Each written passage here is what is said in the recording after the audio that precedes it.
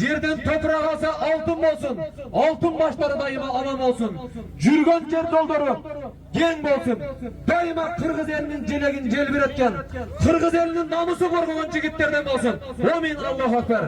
Güyermandar, çavarmandar, kanday niyette gelgen olsun. Oşonday jakşı niyette öýge jetip alıştı. Allah Taala bizge nasip kılsın. Nurdin akemizden Çavkar degan argımağında Çoğulaştığın temiz kara Akkoyduk dergeyden 32.000 samakçıga salım saldı. Amin, Allah'ın versin. Nurdaki Anarbek.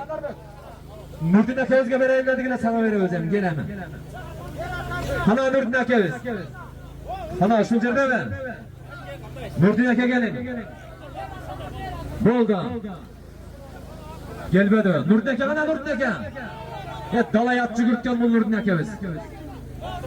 Bu sorundan bunday sorundan dalayın algan. Nurdin ake gelin. Bizge okşap ellerdagın uul tarbiyalap ul östürsün. Muna geççiniği bugünkü toydun aldığınızı azamatsız Nurdin ake. Bu sizin birinci hattınız emas. Mundan dağın küçtü atlarınızı görgümüz sizden. Mundan dağın küçtü atlarda çıkarın bundan keyin.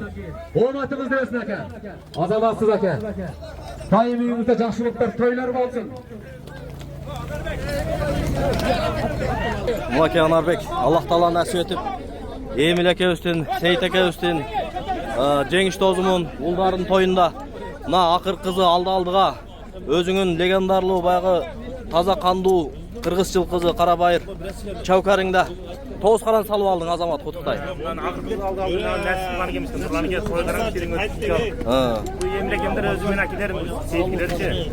Atalar akpay baktı, garat kapını dönengen kızık çilek çaştı. Arasınca 50 kütüp toy verkenler. Nesli jakşı toy oldu. Akır kızı nesli eken Nolgen'in Nürbiye'ye gösterip o aylandırda alıp aldım. Maşallah maşallah. Bayaslarına jakşı jardan berdi okşa. Bayas bilen açtırıştılar. Jakşı Kutuktay budakları. Kutuktay müküm. Omatın bersin. Emtesine baktı. Olma nece duvoydun açtı. Omatın bersin. Omatın bersin müküm. Rahmat. Toylarda jonlayla.